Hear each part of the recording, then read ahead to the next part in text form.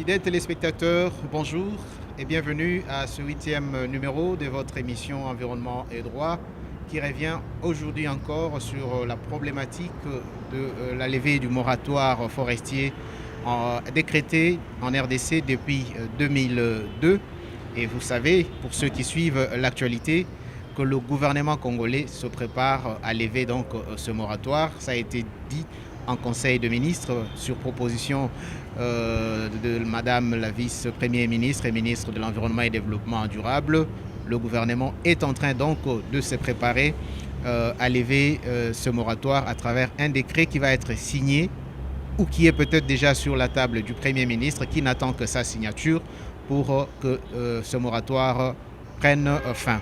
Alors pour en parler aujourd'hui, pour essayer de comprendre pourquoi faut-il maintenir ce moratoire, je reçois dans cette émission M. Serge Sabin Ngwato. Il est le chargé des campagnes de Greenpeace. Avec lui, on va se poser, on va essayer de répondre à cette question. Pourquoi le moratoire forestier doit-il être maintenu?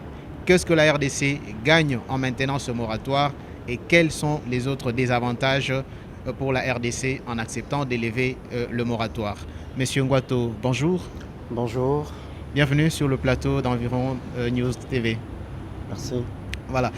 Comme je l'ai dit, le moratoire est là depuis 2002. Il a été renforcé en 2005 par un nouveau arrêté pris par le président à l'époque et qui va être levé par le décret du Premier ministre. Mais j'aimerais qu'avant d'aller plus loin, vous puissiez fixer l'opinion sur les conditions qui ont milité à l'instauration de ce moratoire forestier. Merci, très bien. À l'époque, lorsque le gouvernement de la RDC a pris la décision d'instaurer un moratoire sur tout ce qui concerne l'exploitation industrielle de la forêt à travers les territoires nationaux, cette décision a été guidée par le besoin de maîtriser, d'avoir un contrôle général sur l'ensemble du domaine forestier de l'État. Il faut signaler que cela correspondait plus ou moins à une période où la République était confrontée à des rébellions, des groupes armés, et que cette situation avait généralisé, si vous voulez, une situation, si je peux me dire ici, d'un contrôle total de la gestion de la forêt. Et donc, il y avait beaucoup de titres à l'époque qui étaient détenus par des personnes qui ne payaient ni taxes ni impôts. C'était des titres qui se superposaient avec d'autres titres, notamment fonciers, agricoles, miniers, et qui généraient énormément de conflits d'usage, notamment avec les communautés locales et peuples autochtones. Et donc, cette situation-là avait poussé le gouvernement de la RDC à prendre cette décision pour avoir une bonne maîtrise de la gestion de son patrimoine forestier. Il faut signaler que à l'époque, on avait aussi une situation où l'exploitation forestière industrielle ne générait pas beaucoup d'argent. En 2002 déjà, si on peut considérer cette date-là, l'exploitation forestière industrielle ne générait que 1,8 million de dollars annuels comme contribution au budget de l'État. Donc c'était très très faible. Et donc tout cet ensemble-là a poussé l'État congolais avec son partenaire technique à l'époque, la Banque mondiale, de mettre en place ces moratoires-là pour essayer d'assainir les secteurs forestiers et notamment industriels. Voilà. Bien, alors, ça remonte à 2002, comme je l'ai dit dans mon introduction, et ça a été décrété par une loi. Cette loi avait fixé une certaine condition à remplir avant de pouvoir lever ce moratoire, et même le décret qui a suivi quelques années plus tard, en 2005, a ajouté 2 autres conditions pour que le moratoire soit levé. Mais j'aimerais savoir, avant d'ouvrir le texte pour le lire, est-ce que c'était sur influence du partenaire technique de la RDC que la décision a été prise? Était-ce une décision volontaire ou délibérée et consciente de la République démocratique du Congo? Je pense que c'est tout ça qu'il faut considérer, à la fois une implication forte de partenaires techniques du gouvernement de la RDC à l'époque, mais lorsque la décision a été finalement prise, ça devient un engagement de la République. Donc, la prise des décisions, comme je l'ai souligné, a été motivée par ces considérations-là, à la fois de guider à une bonne maîtrise de la gestion du patrimoine forestier de l'État congolais. Juste placer un mot, c'est que quand on a pris cette décision avec l'aide ou l'implication de la Banque mondiale à l'époque, l'idée c'était d'avoir un secteur forestier industriel qui soit compétitif, qui génère, à l'époque c'était l'estimation tournée autour d'1 milliard de dollars, qu'on voudrait bien voir le secteur forestier industriel contribuer au budget de l'État, générer de l'emploi pour de millions de Congolais. Et donc cet engagement pris par l'État congolais à l'époque était basé sur des convictions que la République démocratique du Congo devrait à la fois gérer son patrimoine de sorte à assurer sa durabilité à long terme, mais également permettre à ce que l'État puisse se développer, parce que c'est l'une des ressources importantes que la RDC dispose. Voilà. Alors, nous allons maintenant voir avec vous l'évolution ou les avancées des conditions fixées par l'arrêté qui décrète le moratoire. Je vais le lire juste en 2-3 articles pour rafraîchir la mémoire de nos téléspectateurs qui sont en train de nous suivre en ce moment. Il s'agit de l'arrêté ministériel numéro CAB-MIN AFET 194/MAS/02 du 14 mai 2002 portant suspension de l'octroi des allocations forestières. Alors, l'article 2, je vous épargne donc de toute la littérature, je prends juste les 2 articles importants. L'article 1er stipule que l'octroi des nouvelles garanties d'approvisionnement en matière ligneuse et des lettres d'intention ainsi que le renouvellement ou extension sont suspendus. Cette suspension reste en vigueur jusqu'à la publication des nouvelles règles d'adjudication en matière d'octroi d'allocations forestières. Là, c'est la première condition conformément à cet arrêté de 2002 qui instaure le moratoire. Alors, est-ce qu'on a avancé sur cet aspect-là? Merci bien.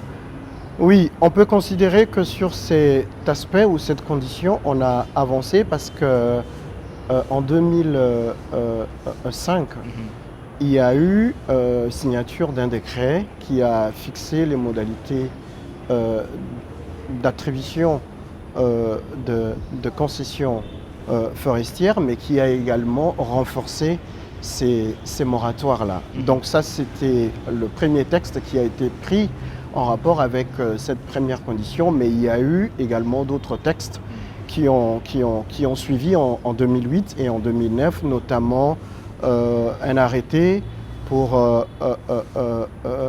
fixer l'estimation de prix des forêts a concédé.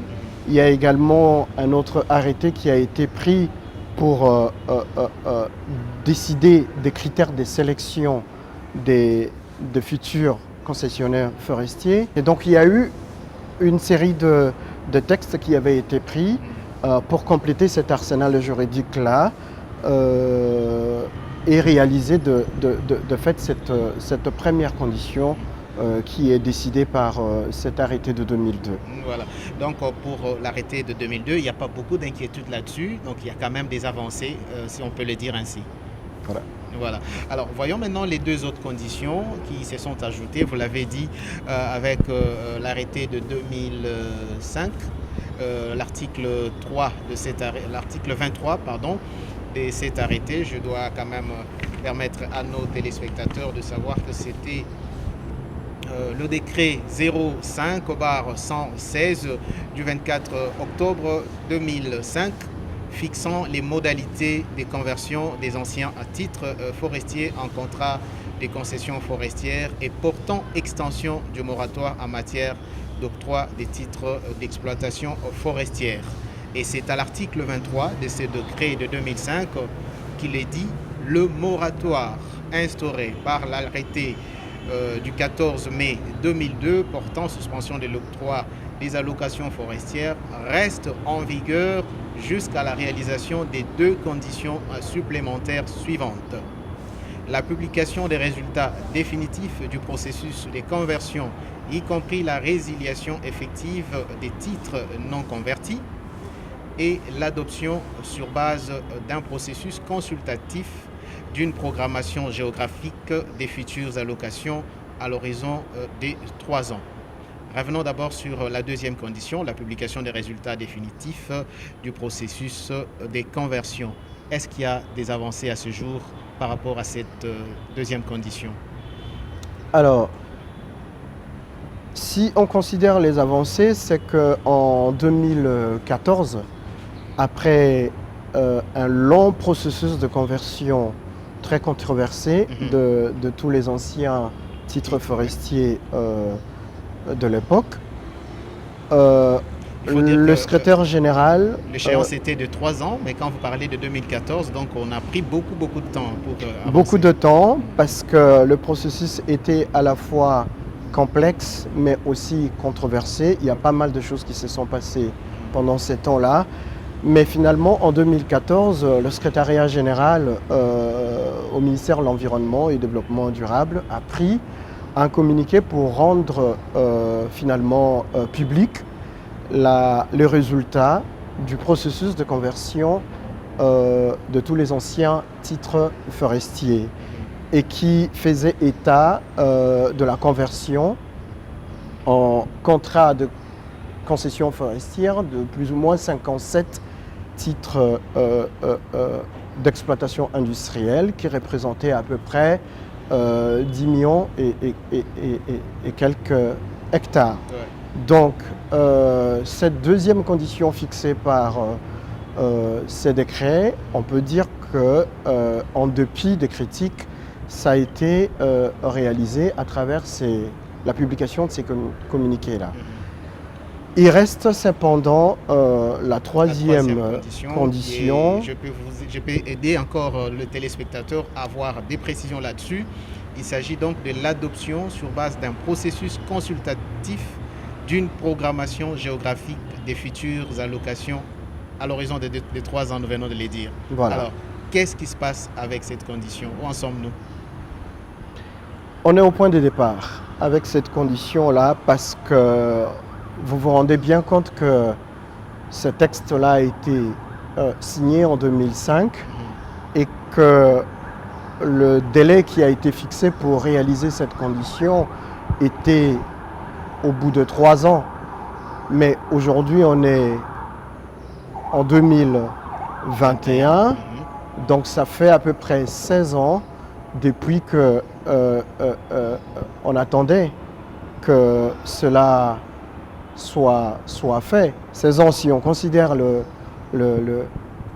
la signature de l'arrêté, et rien n'a été fait. Donc c'est les statu quo et c'est par ailleurs le sujet actuel de l'actualité qui divise et qui suscite autant de passion au sein des acteurs du secteur forestier. Donc il n'y a pas eu beaucoup d'avancées en ce qui concerne cette condition-là, en dehors d'un texte qui a été signé pour mettre en place un comité national de pilotage du zonage forestier, mais également l'élaboration d'un guide pour l'élaboration du zonage forestier. Mais très rapidement, les débats qui ont impliqué les partisans, ceux qui voulaient que ces zonages-là soient faits à une échelle nationale, et d'autres partisans qui considéraient qu'il fallait plutôt opter pour un zonage au niveau micro, ce qui a divisé les deux camps. Donc cette condition jusqu'à aujourd'hui nous tient, mais au-delà de ça, il y a beaucoup d'autres choses qu'il faut souligner, et peut-être que vous poserez de questions, parce qu'il ne s'agit pas simplement de la condition juridique qui est fixée par ces décrets-là, mais il y a beaucoup d'autres considérations qu'on peut retrouver et faire valoir par rapport à ce qui se passe dans le secteur forestier, spécialement industriel. Très bien. Alors, cette condition parle d'un processus consultatif, c'est-à-dire que le gouvernement n'a pas le droit d'agir seul, sans consulter les communautés locales, sans consulter ses partenaires, notamment vous qui êtes de la société civile, Greenpeace, qui tient à ce que tout soit fait dans les normes. Alors, à votre connaissance à ce jour, est-ce que les communautés vivant dans cette zone-là ou dans ces périmètres où on veut commencer à attribuer des concessions forestières, est-ce que ces communautés sont impliquées dans un quelconque processus pour pouvoir arriver à commencer cette nouvelle attribution des concessions forestières? Elles ne sont pas impliquées tout simplement parce que ce processus n'a pas démarré. Donc leur implication n'est que la résultante du démarrage de ces processus. Okay. Donc, comme je le souligne, c'est un blocage entier qui s'observe et qui est en fait de la responsabilité du gouvernement congolais, qui peine à s'élancer dans ces processus-là pour des raisons que nous ignorons totalement. Néanmoins, on constate qu'entre-temps, il y a violation de ces moratoires-là.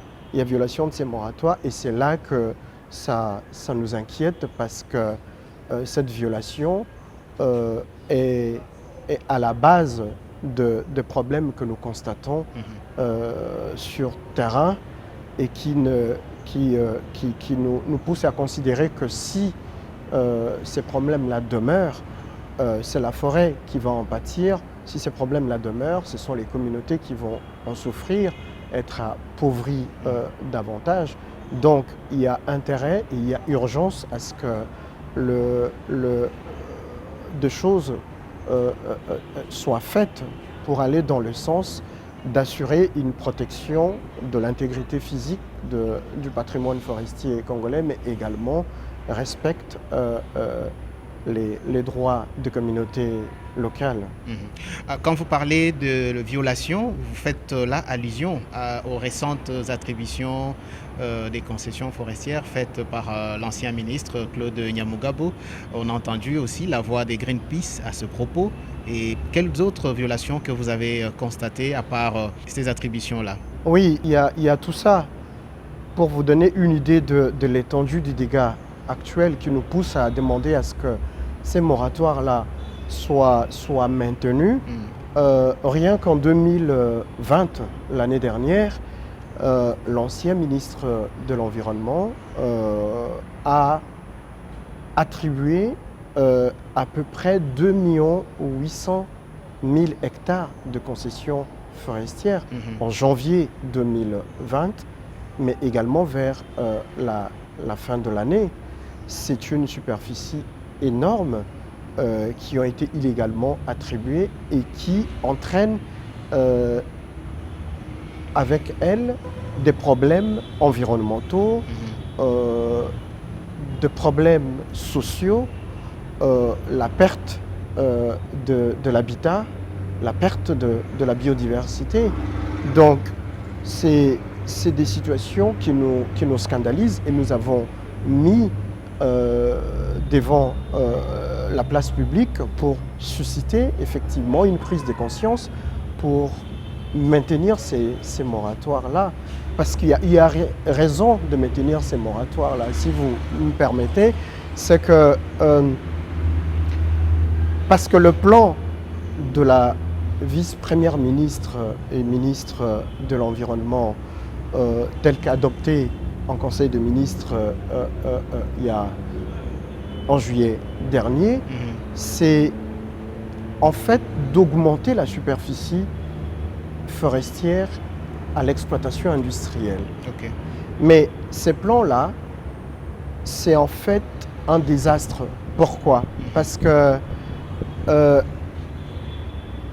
lorsque vous examinez par exemple le document qu'on appelle le CDN, la contribution déterminée à l'échelle nationale de la RDC, qui est en fait notre riposte nationale par rapport au changement climatique en appui à l'accord de Paris. Ce qui est dit dans ces documents, c'est que le gouvernement de la RDC veut diminuer le volume de prélèvement du bois de 15 à 10 mètres cubes par hectare.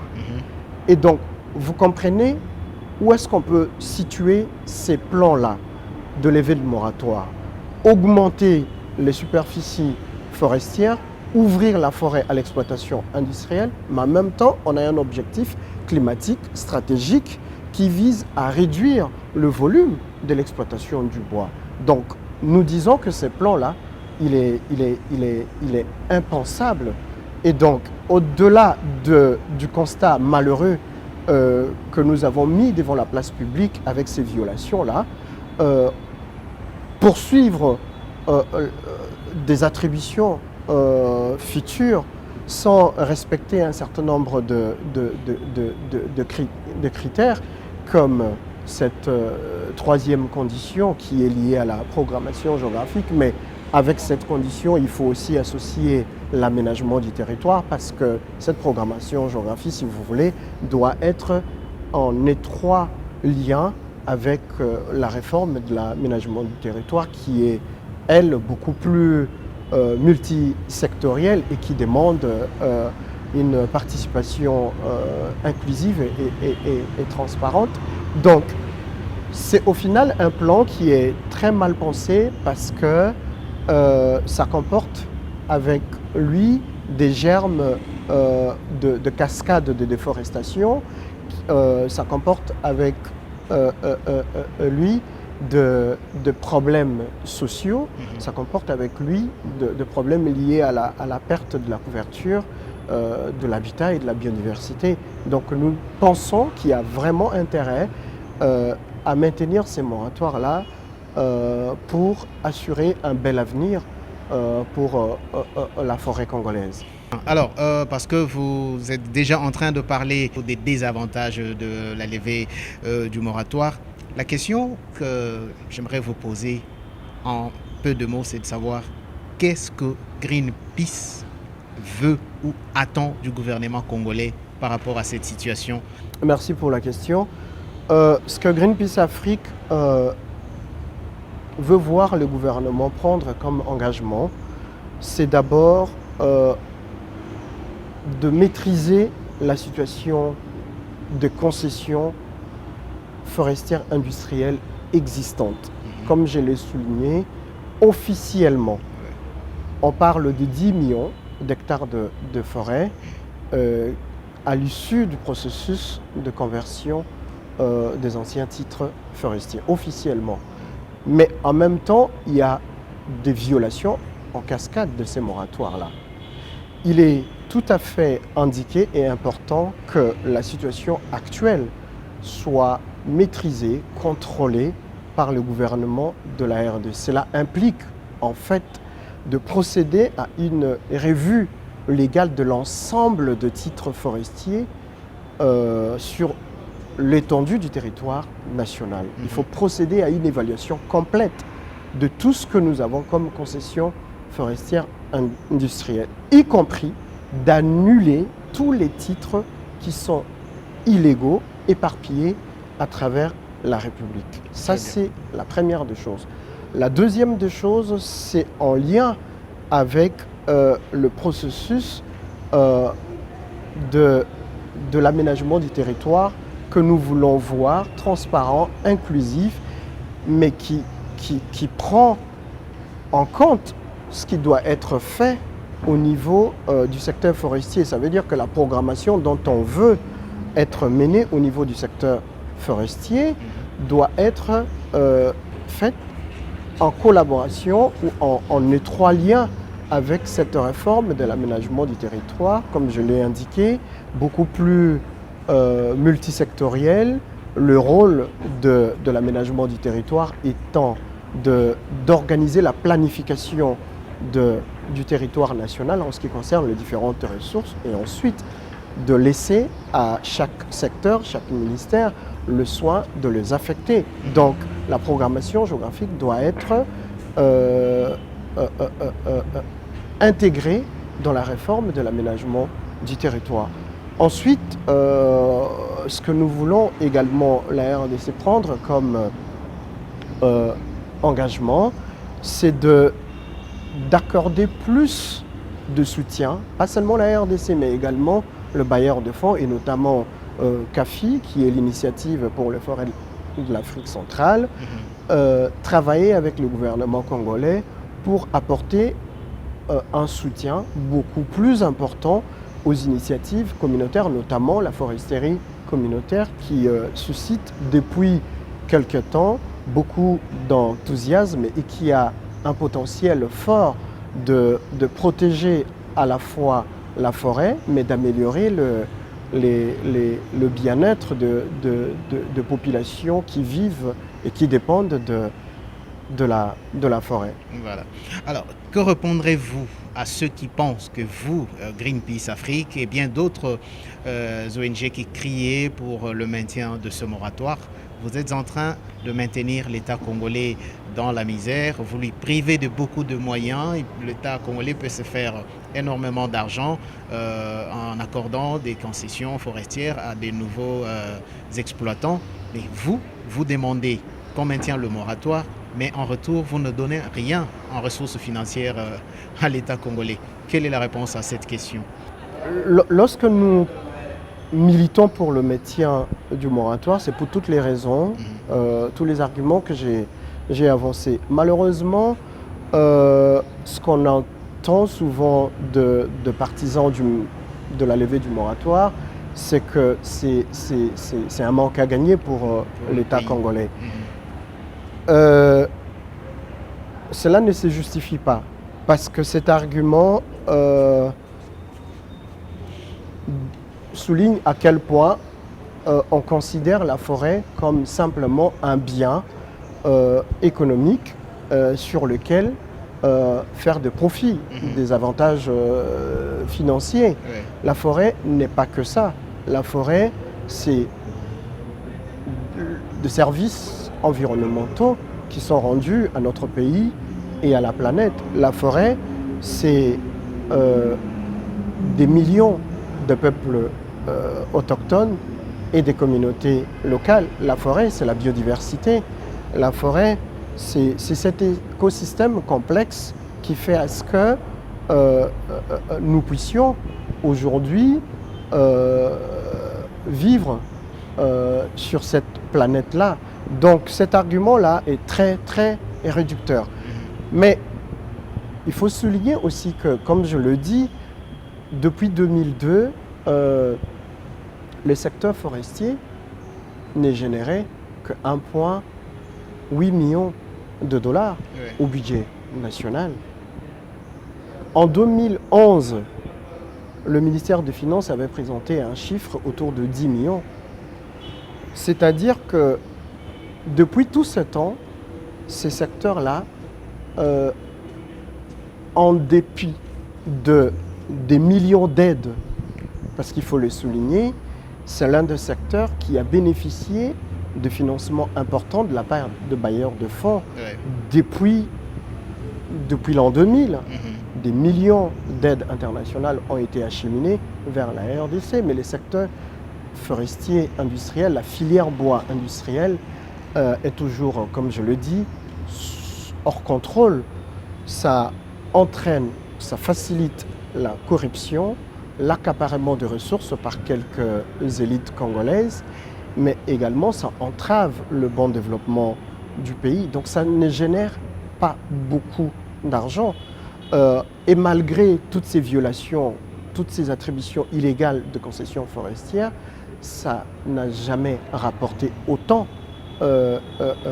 d'argent à l'État congolais. Ce n'est pas en termes d'augmentation de superficie ou de multiplication des nombres de concessionnaires forestiers que l'État va se faire de l'argent, parce que c'est la démarche actuelle, mais on voit bien que ça ne rapporte rien à l'État congolais. Donc c'est un argument qui ne se justifie pas et qui ne devrait pas se justifier. Et nous demandons, encore une fois, qu'on doit considérer, au-delà de questions techniques, juridiques, toute la gouvernance autour du secteur forestier industriel pour pouvoir proposer quelque chose qui puisse assurer une durabilité de la forêt congolaise. Alors là, vous avez évoqué le cas des plusieurs millions qui ont été déversés dans le secteur forestier par les partenaires et qui n'ont peut-être pas beaucoup impacté le secteur. Alors est-ce de la mauvaise foi des gouvernants congolais qui reçoivent de l'argent des partenaires et qui le détournent pour d'autres fins plutôt que cette fin-là de soutenir la protection de la forêt, ou vous pensez que le gouvernement congolais a tout simplement beaucoup à faire, c'est-à-dire mettre de l'ordre dans son secteur afin d'espérer de gagner énormément? Oui, je pense qu'il y a effectivement de l'ordre, mais également de priorité par rapport à ces secteurs-là. Comme je le dis, les millions d'aides qui sont acheminées vers la RDC n'ont rien servi. Ça a été investi en quoi? Ça a été investi dans l'expansion de l'activité industrielle, en fait.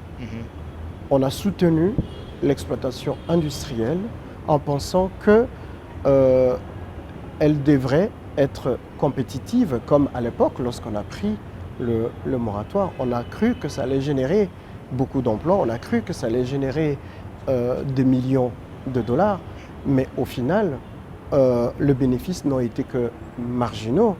Donc le problème se pose en termes non seulement de volonté politique, mais également d'adresser de vraies priorités par rapport au secteur forestier industriel en particulier. Si on avait investi beaucoup plus dans les initiatives qui associent les communautés locales et peuples autochtones, comme je l'ai souligné, les résultats seraient bien différents, parce que les preuves scientifiques montrent que les zones qui sont sous contrôle ou sous gestion des communautés forestières stockent plus de carbone, favorisent une croissance de la biodiversité, mais également ça profite à beaucoup de personnes. Donc ces aides-là pouvaient être acheminées, par exemple, vers ces initiatives-là, communautaires ou de conservation, qui soient faites dans le respect de la réglementation. Ces aides-là pouvaient être acheminées, par exemple, pour permettre à ce que le pays se dote d'une politique forestières qui définissent des objectifs stratégiques pour la gestion de la forêt congolaise, une vision stratégique pour la forêt congolaise. Ça devrait également permettre, par exemple, qu'on se dote d'un nouveau code forestier qui puisse adresser toutes les questions liées au changement climatique. Donc les priorités n'ont pas été les bonnes, en plus du fait qu'il y a un manque total de volonté politique et de gouvernance. Et on arrive à la situation actuelle. Donc la gouvernance, depuis toutes ces années, n'a pas été transparente. Elle n'a pas été du tout transparente. Pour vous donner une idée, en ce qui concerne les situations existantes des concessions forestières, et je vous mets au défi de poser la question, de vérifier au niveau du ministère de l'Environnement. Personne n'est à mesure de vous dire à l'heure actuelle combien de titres d'exploitation forestière industrielle nous avons. Tout se passe dans l'opacité totale, que ce soit au niveau de l'administration ou au niveau de cabinets politiques qui se sont succédés. Personne ne peut vous dire avec exactitude la liste de concessions forestières que nous avons aujourd'hui, qui en sont les propriétaires effectifs, combien de superficie ces concessions couvrent aujourd'hui. Donc c'est une opacité totale dans la gouvernance de la ressource forestière à laquelle nous sommes confrontés. Donc et c'est pour ça que nous plaidons à ce que cela soit revu de fond en comble et soit amélioré. Merci. Je rappelle à ceux qui nous suivent que je reçois Monsieur Ngwato Serge Sabin. Il est le chef des campagnes Greenpeace Afrique ici en RDC. Avec lui, nous sommes en train de voir de l'opportunité de la levée du moratoire forestier en République démocratique du Congo, instauré depuis 2002, renforcé en 2005, mais dont certaines conditions pour sa levée ne sont pas encore réunies. Voilà pourquoi Greenpeace lève la voix pour demander au gouvernement de pouvoir réunir toutes les conditions avant de prendre cette décision. Alors, Monsieur Ngwato, le gouvernement vous a répondu par la voix de Madame F. Bazaïba, vice-premier ministre, ministre de l'Environnement et Développement durable. Elle a dit, répondant à une question des journalistes, pour dire que le moratoire n'était qu'une mesure provisoire. On ne doit pas demeurer éternellement dans le provisoire. Donc, à l'entendre, elle est catégorique, le moratoire doit être levé. Votre réaction? Ma réaction est celle de dire que nous devons avancer vers un plan qui soit bien pensé, bien réfléchi, parce que les objectifs, comme je l'ai souligné, c'est à la fois stratégique pour les climats, pour la biodiversité, mais également pour les populations. J'entends parler ici de communautés locales et peuples autochtones qui vivent et dépendent de la forêt. Ouais. Donc, toute idée de dire que le moratoire, coûte que coûte, doit être levé parce que c'était une décision temporaire, doit être éclairée par un certain nombre de facteurs, comme je l'ai souligné. La revue de tous les anciens titres forestiers, y compris la résiliation de tous ceux qui sont illégaux pour qu'ils les retournent à l'État congolais. Il faut procéder à la programmation géographique qui soit elle-même subordonnée à un processus d'aménagement du territoire.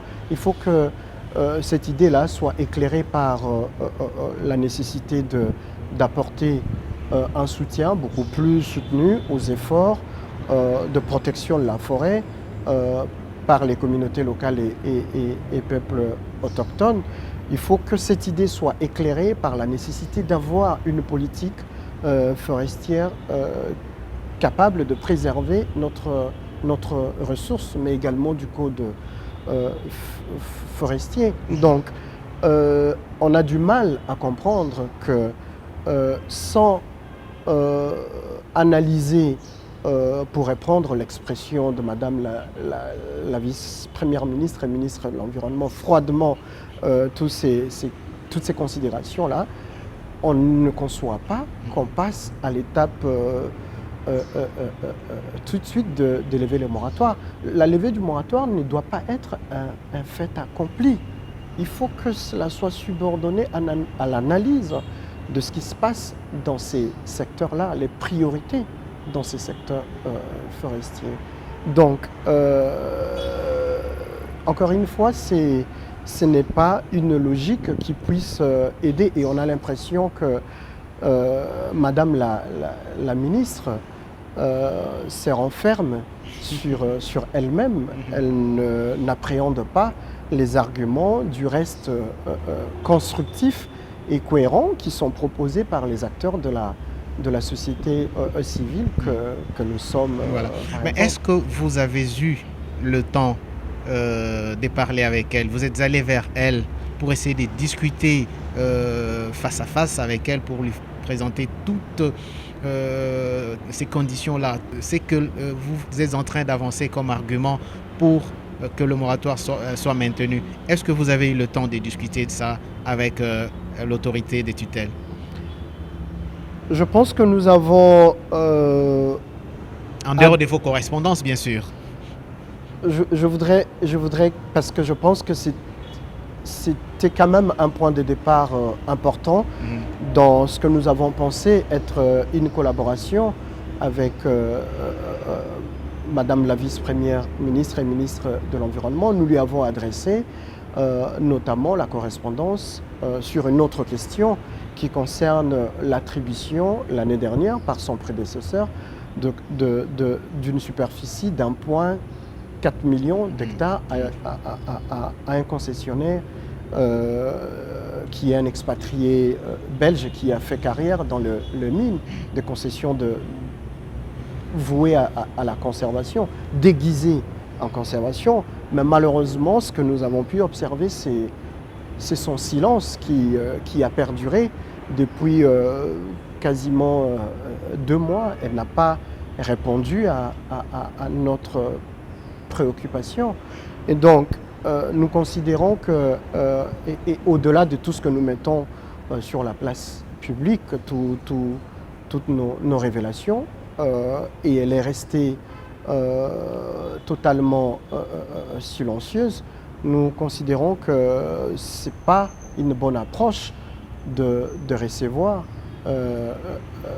ceux qui travaillent dans ces secteurs et qui disent des choses cohérentes, qui mettent devant la place publique de violations aussi graves de la réglementation, et dont on aurait souhaité peut-être recevoir d'elle des réponses, ou du moins une invitation pour que nous puissions nous faire comprendre, parler directement, si l'occasion nous était permise. Donc la balle, c'est pas dans notre camp, la balle, c'est dans son camp. Mais quand on regarde ces sorties médiatiques, comme je le dis, on se dit bien qu'elle se referme sur elle-même. C'est plutôt un discours...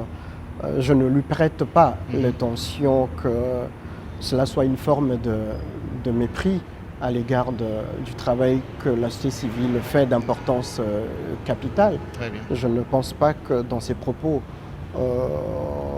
quelque chose comme ça puisse paraître, mais on aurait bien souhaité qu'elle s'ouvre un tout petit peu à ce que nous disons, parce que du reste, comme je le dis, c'est des arguments pertinents, cohérents. Il faut plutôt les regarder que